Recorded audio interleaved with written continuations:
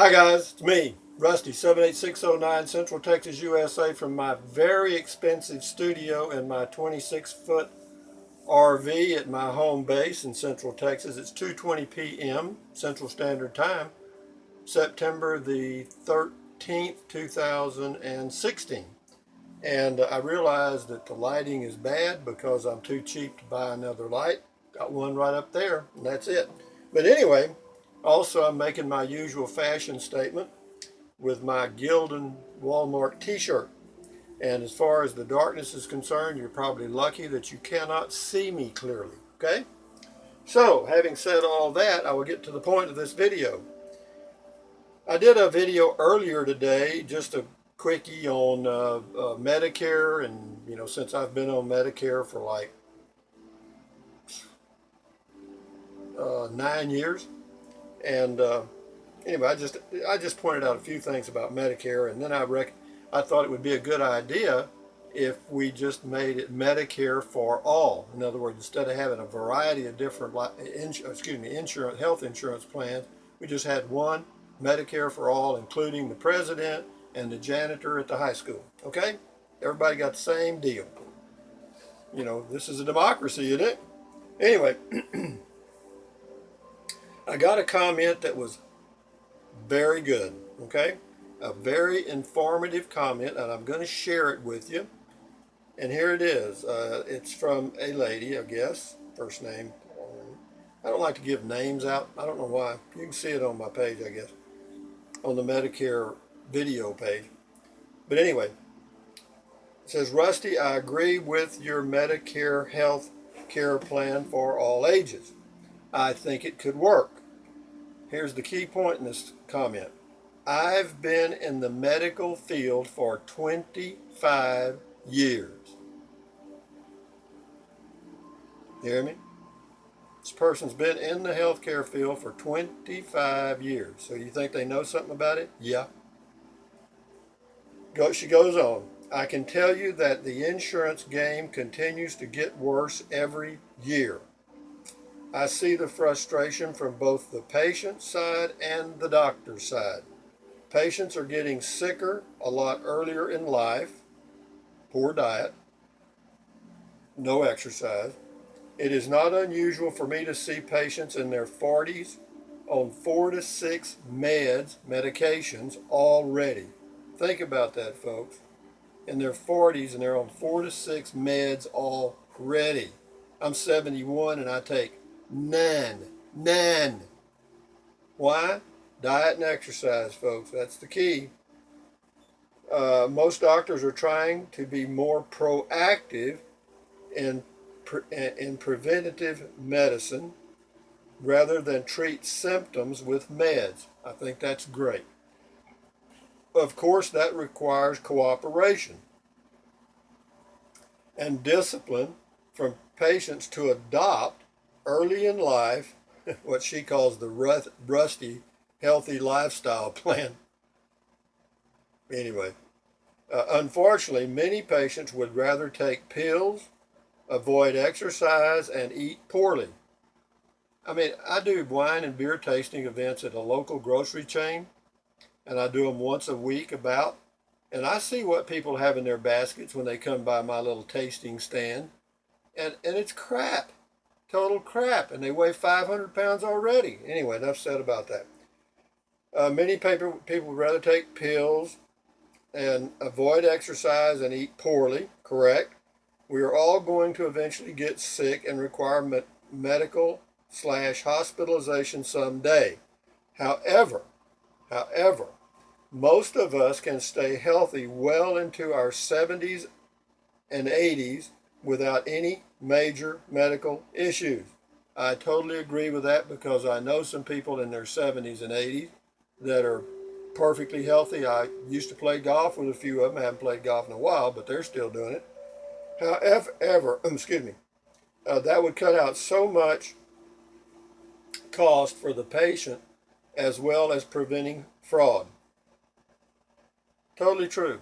Totally true. This individual's been in the medical profession for 25 years, and she's pointing out facts which should be obvious to everybody. I mean, these are not secrets. I mean, it doesn't take an Einstein or a mental giant to figure out if you eat crap every day and you don't exercise at all, that you're going to be unhealthy. That's it. And how difficult is it to walk let's just say you got up a half hour early and took a walk before you left for work, okay? And while you're at work, if it's possible, stand up a lot and walk around if you can. During your lunch break, take a short walk. It doesn't have to be 10 miles. It can be a quarter of a mile. You do that every day, it's a lot. And then when you get off work, weather permitting, take a short walk then for 30 minutes. That kind of calms you down and gets you home. And if you live in a rough area of the universe or the world, in cities where you can't, or you don't feel safe, find a place where it is safe. I guarantee you there's a place somewhere. If there isn't, then you need to move. So anyway, having said that, I just totally agree with this comment so much. And it's so simple. That's what's amazing. I mean, I go by a McDonald's on the way to buy groceries every now and then. And I just am appalled. The drive-in line is full of cars. Around every parking place is packed. And the McDonald's doesn't sell anything but crap. I mean, they did a documentary for some of you that you can find it on YouTube possibly. If not, I think you can find it on Netflix. It's called Super Size Me. This guy decided he was going to eat 3 meals a day, every day, for 30 days at McDonald's. 3 meals every day for 30 days at McDonald's. And this guy was in his early 30s, I think, healthy. They examined him before he started. There was a doctor he had examine him before he started eating at McDonald's on a regular basis. And as the documentary continues, his health is failing. In fact, at one point in the documentary, after about 15, 18 days, the doctor recommended that he quit because he was going to kill himself. His blood pressure had gone up, his cholesterol count had gone up, his heart rate was wrong. I mean, every vital sign was going in the wrong direction. And the only place he was consuming food was at McDonald's. So for those of you out there that go by and get those Egg McMuffins, you got to know. I know they're hard habits to break. Sometimes, I even said one time they put heroin in them because they are addictive. They smell good, they taste good, they got all the things that food should have, except one thing: they're totally unhealthy.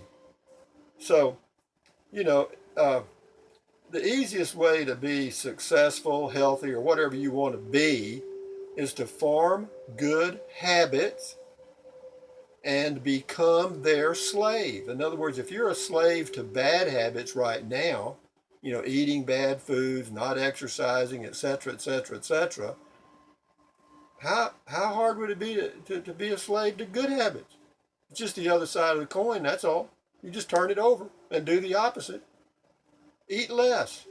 If you're going to eat at McDonald's, eat less. Cut that Egg McMuffin in half. Make 2 meals out of it, because it's got enough calories for 2 meals, I promise you. And if you get a triple hamburger with cheese or whatever they've got there, then cut it in thirds and make 3 meals out of it. Just look what that would do to your dollar budget. Okay? I mean, and you really could. There's enough calories in that one hamburger for 3 freaking meals for the average human being on this planet. And, potato chips. It's okay to eat potato chips, but don't eat the whole goddamn bag. And Coca-Cola and Dr. Peppers and Pepsi-Cola and all the other soda water that are on the shelf. The sugar content in those is astronomical. And everybody says, oh, well, I don't drink those. I drink diet. Diet's worse for you than the sugared ones.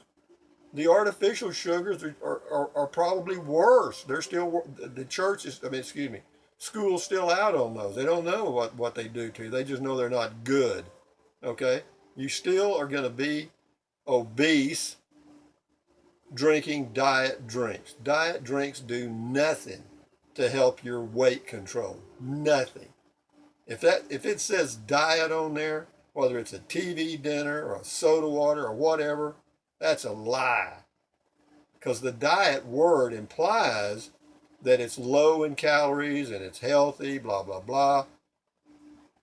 I'd say 9 out of 10 of those are total crap. And I may get some feedback on this, but I want to see the documentation if they can prove it's good for you. You know, TV dinners. I mean, I've looked at them. Again, I go to this grocery chain and do these tasting events, and I take a break and walk around, look at products, look at the ingredients. My God. I mean, you know, if it has more than 5 ingredients, don't get it. Okay? I mean, really. And go in the produce department. You know, there's nothing wrong with raw carrots. They ain't gonna hurt you. Bananas, whoopee, how hard is that? How about an apple?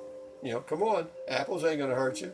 But you know, oranges, that's, you know, how about that? Just a, you know, a nice orange, apple, banana. You can make a meal out of that. I've done it many times. You know, I've actually gone in when I'm traveling or camping in my Prius and bought raw broccoli and carrots and a banana and an apple, and that's enough for a whole day nearly. I mean, but again, that's just me. I know. I don't work anymore. I'm not out there in the workforce. You know, I've got an older son, that is, and you know, he talks about eating out occasionally and so forth. But he's cutting back. He's realized that, you know, hey man, you know, when that old weight starts stacking on, it's hard to get it off. Well, you know, I'll give you an example. When I went in the U.S. Peace Corps in 1994, I weighed 219 pounds. 219 pounds. When I came back, I weighed 158 pounds. You got me? That's 50 pounds, okay? 50 pounds of fat gone. I felt fine. Okay? Gradually, though, I drifted right back up. In a period of about 10 years, the curve went in the Peace Corps, fell off like this. Get back from the Peace Corps, the curve started right back up again. And in about 10 years, I was up to about 188. Okay, that's 30 pounds that I picked up in about 10 years, gradually picking it up, but I did. Anyway, I stepped on the scales about, I don't know, 5 years ago approximately, and I said, bullshit. You know, that ain't going to get it. So I set a target of 168, which is 20 pounds lighter. And over a period of it took me about 2.5 years to get there because I wasn't in a hurry. I was healthy anyway. But, you know, my blood pressure was moving up. My cholesterol was moving up. But gradually, by eating less was one. The evening meal. That evening meal is lethal. And I know a lot of people make that their biggest meal. You know, they sit down and then they have dessert. Boo-boo. You're gonna be a blimp. You know, and so what you got to do is, you know, don't just try to eliminate the evening meal entirely immediately. No, cut back the portion size, until finally you're down to a small portion, and you got it under control. You know, and guess what, folks? I'll tell you something else that'll help you. Get you some bathroom scales, and weigh every day. Why? Because it'll keep you on track. I mean, your weight's going to vary 1 or 2 pounds every day. It's going to go up and down and up and down and up, and that's quite normal. Why? Because you can retain water for a variety of reasons. Females do that more than men. Another thing, you may not have completely evacuated yourself when you poo-pooed one day, and you know, so you got a little out of balance there. And so, but again, if you weigh every day, it'll keep you on target. Eat less and then exercise regularly.